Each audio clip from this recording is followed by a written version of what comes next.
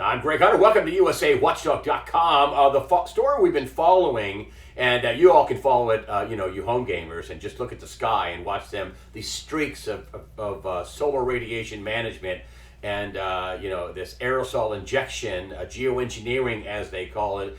You and I would call it chemtrails, the common term. But we've been following the chemtrail geoengineering saga through our friend Dane Wigington at geoengineeringwatch.org. Dane Wigington, thank you for joining us today on USAWatchdog.com.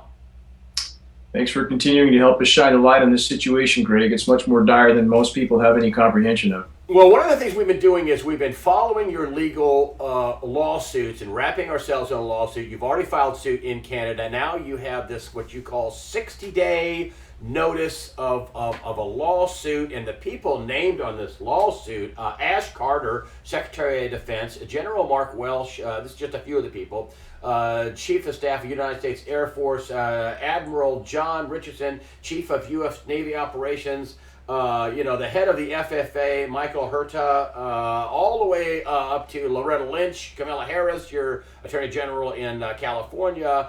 The 60-day notice, just in a nutshell, this is a legal filing against many members of the government. What is it in a nutshell, the 60-day legal notice? 60-day notice, again, put together by our team of U.S. attorneys, is to put all those potential defendants on notice that this litigation is pending, and they have to be mailed and have been mailed certified letters with a full copy of the 33-page long 60-day notice, which I would encourage everyone to read. They can find at geoengineeringwatch.org. This is a very comprehensive document that outlines what they're doing, what laws it's breaking, and why this suit is being filed. What are you guys alleging in the lawsuit? Overall, I mean, you're going after them on water terms, correct? I mean, you're going after soil and water and sale that, hey, you're contaminating the water and all these particulates, these particles are ending up, hurting people and breathing it in and drinking it in, correct? This is indisputable fact that what they have done, these programs that they initiated at full deployment over 70 years ago, are breaching countless environmental laws, countless laws for protection of populations, and this is simply an unbelievably egregious act of willful assault on the population. I mean, it can't be called anything else. So it's just been under the radar for so long, Greg, because our completely controlled corporate media, thankfully, which you are not a part of, is doing everything they can to try to suppress this most important issue from the public as long as they can. When you call people are going to live shorter lives with this. I mean, and this is going to this. You have said this before, and that yes, we have had deforestation, and we have had some global warming from fossil fuels, but this is the biggest piece of the pie chart. The solar radiation management.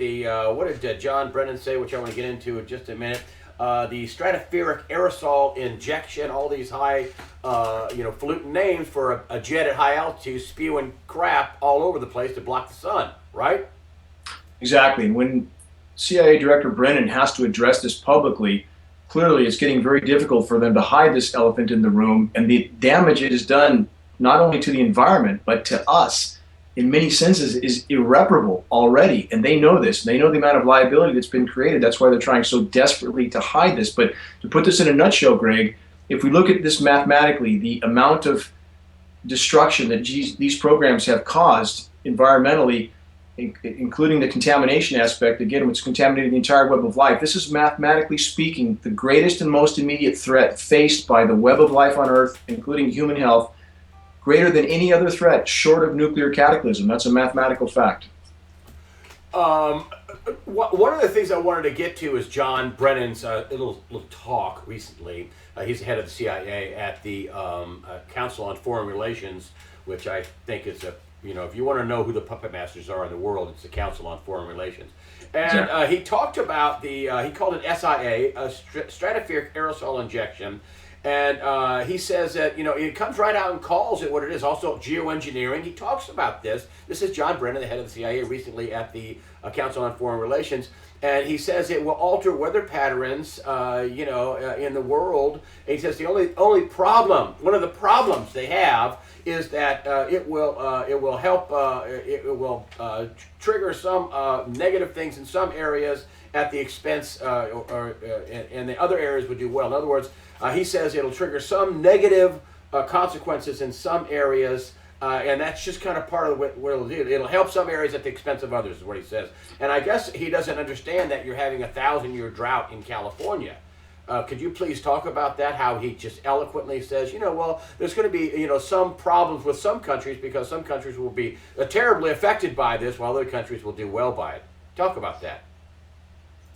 Do you know any countries where the weather is acceptable right now? Any countries? Anywhere? So when we have the total betrayal of the academic community, at this point the betrayal of the military brass by engaging in these programs, and we have someone like John Brennan trying to claim that there's any good in these programs whatsoever, I would ask you and your listeners, do we see any spot on the planet where the weather is really beneficial at this point? And one thing they never mention, this is the most important of all, Greg, the tens of millions of tons of toxic heavy metal and chemical particulates that they are spraying into the atmosphere annually, tens of millions of tons annually, all settles down to Earth where every single one of us inhales it. Is it any wonder that asthma, autism, COPD, all these issues are going completely off the scale? And I'm not saying this is the only cause. Again, we have a lot of anthropogenic causes contributing. But when we have intentional programs, the design of which is to spray the atmosphere full of incredibly small nanoparticulates to try to reflect some of the sun's incoming thermal radiation, we are breathing in every bit of that. You can't hide from this, Greg. You can't hide from it anywhere. That's why, again, people need to understand the immediacy of this threat. Every breath they take is laden with these particles. How long can we hold our breath? Has the damage to the planet, is it unreversible at this point? If they stopped doing this, would we have some better weather? Would some of the droughts clean up? Would some of the rain stop? Pouring down. I mean, where there's high rain in some places, no rain in other places, high snow in some places, no snow in other places. It's absolutely outrageous. Some of the hottest weather we've had, and I can remember in Missouri, is very hot in Missouri right now. Can it reverse if we stop it? In any time frame that matters, much of the damage that's been done to the planet, again, by multiple causes, with climate engineering being mathematically the single greatest factor, it's irreversible in any time frame that matters. We know this from paleo data. For example, an event I refer to often, the Pedum event 55 million years ago, that was not as severe as what we're heading into now, equilibrium period of 10 to 20 million years afterward. You can't just hit the reset button here. And that's why it's so important to stress to people that we must expose these programs, and we are doing everything we can to do that. But we do for the legal team, even though they're working pro bono on this, Greg, the expenses are horrific. Even depositions alone run tens of thousands of dollars. So we're trying to keep moving this ball forward, but public support is essential. And it's imperative that we expose these programs and bring them to a halt, because the damage being done is mounting by the day again. At least they'd stop spraying us. At least we get some relief from the spray. I see it all the time. I walked out my house a month ago and saw a big X right over the top of my house. I mean, just like that. And you're saying that these guys, Brennan, talking about this, and this is significant. This is the head of the CIA talking to the Council on Foreign Relations, the real people that control things in the government, according to Hillary Clinton, because she said while she was Secretary of State, I'm glad you opened up an annex down the street so you could tell us what you want us to do. So exactly. She actually said that. I believe almost a direct quote, but she said something to that effect. I think it's that exact quote, but I digress. So why does Brennan have to get out and make a point to talk about, and he's talking about this as if this is something we could do in the future, that it would only cost $10 billion, and you're saying this has been going on for decades. Why does he feel compelled to talk about this now to the decision makers, quote unquote, in the world? Because they know that this is becoming all but impossible to hide, and I think they're just trying to get ahead of the curve, hoping that somehow they can claim at some point that they have indeed begun to implement these programs and make some sort of transition into public acceptance, which I don't believe is going to happen, period. So at this point, within hours of Stop for a minute. I want to come back to that. You don't think public acceptance is going to happen. Why? Are people just going to go crazy, berserk? You've been spraying water on me for how long? Why is the public not going to accept this? How many people do you know think the weather is not destructive at this point. We have crops failing all over the globe. We have weather cataclysms every single day. I mean, unimaginable cataclysms happening. And we have human health issues going off the charts. How well do you think people will respond when they know they've been sprayed like lab test subjects for 70 years, and this is directly connected to so many human ailments? It's irrefutably provable. So how well will people respond when they know they've been subjected to this lethal experiment without their knowledge or consent? Well, I would suspect a lot of people would be angry. Do you think that they're going to do something other, even more ominous or more evil, to continue the hiding this spraying that they're doing all over the world? Why would we think otherwise? When we have several dozen on-the-record cases, historical cases of the U.S. government doing biological experimentation on innocent U.S. populations, why would we think otherwise at this point? And climate engineering, it's important to understand this, Greg. Climate engineering must also be considered biological experimentation, because everything they spray at altitude settles down to the surface where it's all being absorbed by the entire web of life, including us. These are endocrine disrupting materials. They're extremely detrimental to the neurological system and human health, and we are breathing it in. We know this. We've done extensive human testing, hair, blood, urine. We know these particles are being absorbed into virtually everything, and there's a mountain of them coming down, Greg. So again, if we can reach critical mass of awareness, if we can, more importantly, wake up our military brothers and sisters so that they will not participate in this insanity anymore, and if we can wake up the population as a whole, that's our only chance to stop this. And that's back to the lawsuit. Having a credible mechanism to bring this issue to light is absolutely imperative at this time. These programs have to stop, Greg, or we'll have nothing left to salvage very soon. It's that simple. And this isn't just America. This is a global effort, correct? This is the world getting together to, quiet, let's go ahead and let's make sure we do this, right? Absolutely. And this is where governments around the globe are colluding on this issue, all covering each other, and they all have their own reasons for doing so. It's all a part of trying to hide certain things from their populations as long as possible. This is also making populations less healthy, which makes them easier to control. I mean, that's certainly a minimum fringe benefit for those in power. So we have so many aspects to this that are so complex, but there's no question that collusion is going on, Greg. We found photographs of the Soviet weather modification scientists touring U.S. weather modification facilities at the height of the Cold War in 1968. They're obviously cooperating on these programs and always have. And our congressional documents, which I know that you've examined, Greg, 750-page Senate document, states clearly that countries will cooperate on these programs because there's over-border ramifications even when they're adversarial in every other sense. So this is business as usual. We have major powers around the globe absolutely colluding on these issues. Well, and Brendan's saying that, coming out there saying, well, the only catch is some countries will be helped at the expense of others, basically. You mean like California? I mean, this 1,000-year drought in California is far from over. And you're saying that part of it is caused by, a large part of it, geoengineering? In the cases of the droughts, we can hang that almost entirely around the neck of climate engineering, period, because a warmer planet, and the planet is absolutely warmer, carries more moisture in the atmosphere, 7% more moisture for every degree of sea warming. It has to rain more in a warming planet, and it's not. Atmospheric relative humidity has gone down, and the only way it can go down is with an atmosphere full of particulates. This is part of the goal of the geoengineers. They're trying to reduce atmospheric relative humidity to try to slow a runaway event, but they're actually exacerbating the problem, not mitigating it. So we have protracted drought all over the globe, Greg. It's happening in South America, Africa, Australia. I mean, you have these deluge events in between, of course, because that water has to come down somewhere, but they are completely wrenching the whole system, Greg, from top to bottom. The droughts can be hung almost entirely around the neck of climate engineering, which then plugs into forest fires, which then is a feedback loop, which then fuels the warming even more. The soot from the forest fires then settles down in the Arctic and makes the Arctic ice dark, which further speeds the melt of the Arctic ice. So everything they do, Greg, has so many negative downstream reactions that they're simply, in an overall context, they're pouring fuel on the fire to try to hide the situation. They're making it exponentially worse. Have any of these people gotten back with you, or any of their representatives, like Ash Carter, Secretary of Defense? I mean, you're filing this with him. That's an eye-opener. I mean, the Secretary of Defense getting served and notice that you're overseeing the spraying of America, and you're the head of the Secretary of Defense, and we're suing you for wrecking the water and the air and the soil. Has anybody gotten back with you at all? Have you heard any pushback whatsoever?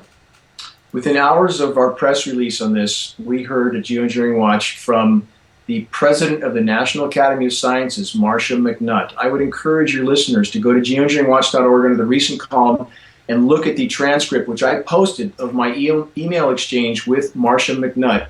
And it's extremely revealing that within 3 emails in the course of less than 2 hours, and my explaining to her that we have a mountain of data on this issue and holding her accountable in this email exchange, her demeanor completely changed in 3 emails. And I would encourage your listeners to take a good hard look at that, because these people now know that the effort to expose them is real. And I think she probably lost some sleep that night after those emails. I'd encourage your listeners to look at them. And you started out by saying, what are you talking about? And you started writing back saying, I explained to Ms. McNutt that the wake up is real, that we have documentation to back up our accusations, and that as the public woke up, certainly the public will, once they find out what's been done to them, hold those responsible, not just for those participating, but those who facilitated these crimes by helping to hide them, like Marcia McNutt, and that the public at some point would likely hold Nuremberg-type trials. We're talking about ecocide and omnicide here, Greg. We're talking about a population that's been irreparably damaged by these programs. This is the heavy metals build up in our system, and they do immense amount of harm. So you can't fix that. And once the population, again, knows what's been done to them, I would argue people like Marcia McNutt, if we can wake the population up in time so that we can carry out this type of judicial efforts, people like that should be held accountable as accessories to the crime. And I think that point got across to her in my emails. And if you look at her final message back to me, her demeanor change was total. And I would encourage your listeners, go to geoengineeringwatch.org under the recent column. Take a good look at that exchange. These people would say, Ash Carter may say in a press conference, well, listen, the planet was heating up. We've had a lot of damage. We tried to mitigate the problem, and we tried to use, this happened long before I became Secretary of Defense, and that we were trying to stop an even bigger problem. That there would be an even bigger problem if we would have sat by and done nothing. What would you say to that type of defense? That's exactly what they would try to say, but those in the meteorological community and the climate science community that are trying to speak out at this point and now have, as I've mentioned before, have a illegal federal gag order on them. All National Weather Service and all NOAA employees have an illegal federal gag order on them. So bottom line is, if they try to take that defense, we have a strong consensus and growing rapidly in the science community that geoengineering can only harm the planet. What a surprise that when you interfere completely with these natural systems, you get a bad result and toxify everything on the ground at the same time. So that defense is not going to hold water. It's not going to hold water with the public, and they know it. And that's why they're trying desperately to hide these programs till the last possible moment. But Greg, I can't express to your listeners enough the severity of our situation. The biosphere is literally imploding, and the military-industrial complex response is to ramp up the programs even further, which fuels the implosion, as I've already stated. So we are on a very lethal downward spiral right now. We have to stop these programs, period. Nothing else matters more than this. And by the way, in another context, I want to drive this point home. Every day, all of us are firing on less neurons because we are absolutely inhaling and absorbing these metals. So how much can we meet any challenge if we're not thinking clearly, if we're not cognitively functional, Greg? So again, from every aspect, these programs should be our top priority. I'm going to get dark here. As people like Catherine Austin Fitz, who I've interviewed on this, so she's a very smart lady, very connected. She talked about depopulation, and a lot of people have talked about, even the Georgia Guidestones. We should have a population of only 500 million when there's almost 7 billion people in the world, which would be, a lot of people dead, according to these crazy elites. Could this be even darker than them trying to save the planet? Do you think this could be even them trying to depopulate the planet? First, let me back up, because if I've given the impression that there's any intended benevolence in these programs, I don't mean to give that impression. There is no intended benevolence. These programs are malevolent in nature. They're about power and control, period. And when we have Rockefeller, Brzezinski, and the rest stating clearly that 95% of the population needs to go. Why would we think otherwise? They know exactly how lethal these programs are. And now, if I may, let's link this into the vaccination issue. As you know, Greg, we have a massive Northern California event on Friday in Redding, California. And for those who don't know what Vaxxed is, this is the groundbreaking documentary film that proves with a top-level scientist from the Centers for Disease Control that the CDC has been hiding for over 2 decades the known dangers, the known effects from vaccinations, which largely are caused by heavy metal additives. Now, let's marry this issue with geoengineering. We know we have the toxic heavy metal exposure from geoengineering. We know we have it in the vaccinations. And when you start to blend these two metals together, you get a synergistic toxicity that makes the overall mix incredibly lethal. Getting back to your original question, is there a dark agenda? They know how detrimental this combination is. I mean, we're sucking in aluminum through the air, we're getting thimerosal and other forms of heavy metal injected into our veins, and this all blends up inside us. So you can't not conclude that this is a part of an overall population control agenda under the guise. And again, there's a lot of aspects to these programs. It's not just this or that. It is weather control, it's weather warfare, it's solar radiation management to try to mask the effects of warming while making it worse. It's all these together. So people shouldn't make the mistake of trying to put this into one box, but there's no good in this equation, period. And tell me about your event. You are getting a media blackout. You've told me that in the past. You're going to have thousands of people come to this event. Tell me what the name of it is. It's about the vax. It's about your event, about geoengineering. Tell me what the name of the event is and when it's happening, and what do you expect to get out of it? It's a vax film screening. The entire event is free at great expense to geoengineeringwatch.org. The whole event is free. We simply want to get people to attend and understand just how severe and immediate our situation is. Now, at last year's major event in Redding, which we had over 1,000 people, full house, we had government scientists, we had military personnel speaking there, we had a CEO from the world's top environmental engineering consulting firm, and we had a total blackout from our North State media. And I have emails from our Northern California newspaper where the editor states that it's up to him to decide what the people see and what they don't. And again, back to the president of the National Academy of Sciences, Marcia McNutt, and her being an accessory to these crimes because she's helping to hide these crimes. The same is true for these media people who are helping to hide these crimes from the population. They're betraying the population. So it's imperative that all of us help to bring this issue to a critical mass of awareness. That's the only way forward. That's the purpose of the legal action, is to bring this to the public light. So every day counts in this battle, Greg, period. And anybody close enough, I would encourage them to attend this event. Free materials, free event. And in the meantime, from people's own home computers, Greg, they can help us get the word out by simply examining geoengineeringwatch.org. We have links to direct people as to how they can help spread credible awareness, and that's imperative. You don't just look at the sky and rant. You have to share credible data, which is what I did with Marcia McNutt, and that's why her demeanor changed so radically. So we need to do this in the right way. We're playing chess. And this is the date and time of this event? It's Friday, August 5th. It's an all-day event. Starts at 9 o'clock. We have the full Vaxxed team here, including Dr. Andrew Wakefield, one of the most exceptional human beings on the planet. Dr. Sherry Tenpenny, Del Bigtree, the producers of this film, are all going to be there to answer questions for the public, and including, Greg, former CIA officer, decorated officer Kevin Shipp, to explain to the population just what the government is doing right now to anyone who dares to tell the truth. Their careers are ruined, their lives are ruined, and worse if they continue. This is business as usual. The Obama administration has prosecuted more whistleblowers than all other administrations combined. They're trying desperately to keep the population from waking up. And where exactly is the event? Give me a place of the event. Redding, California. It's in the Cascade Theater, and there's a full link to this event. If people go to the homepage of geoengineeringwatch.org, in the top center column, it says Major Northern California Event. You can find full details there, full schedule. All the information is right there in that link. And also, I know you don't do any commercial advertising. You have no Google ads. You don't sell anything. There's a donation button on the upper right-hand corner of geoengineeringwatch.org. Is that correct? That's correct. And that's one aspect that keeps our site supported. On the legal effort, we have a 501 nonprofit for our legal effort, and the legal site is on geoengineeringwatch.org. So the people that are willing to help us carry this ball forward legally. The legal team desperately needs that help. Again, the cost of the depositions alone for all the plaintiffs, we have 30 plus plaintiffs.